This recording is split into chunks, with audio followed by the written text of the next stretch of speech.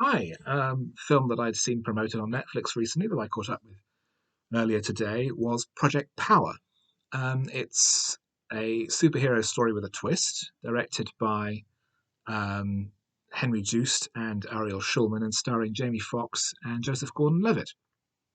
It's set in New Orleans, where a new drug has been spreading on the markets, one called Power, which, when you take it, gives you a superpower for 5 minutes. And this has been spreading like wildfire. And two people start investigating. One man who arrives in from out of town, who has a personal stake in tracking down the source of the drug, and another police officer who's thrown off the force after using power in the line of duty because when he takes it, power gives him bulletproof skin for 5 minutes.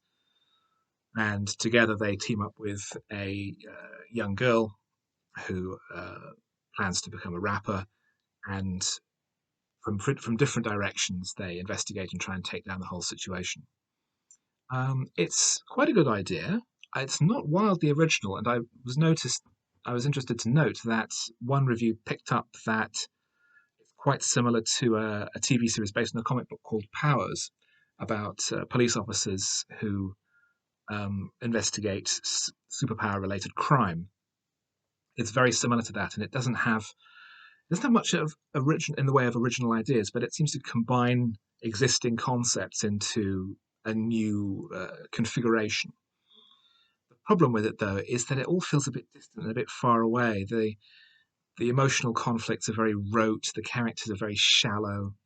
Uh, Gordon Levitt's character doesn't seem to have any real motivation or um, depth to his character at all.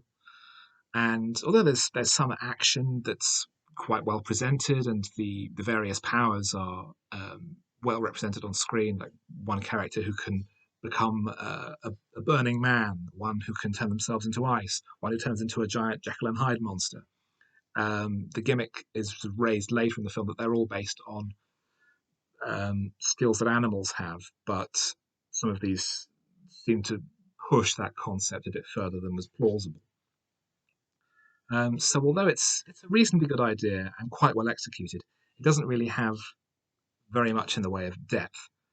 Um, and I think making the young girl protagonist, uh, giving her the name Robin, was perhaps a little too on the nose.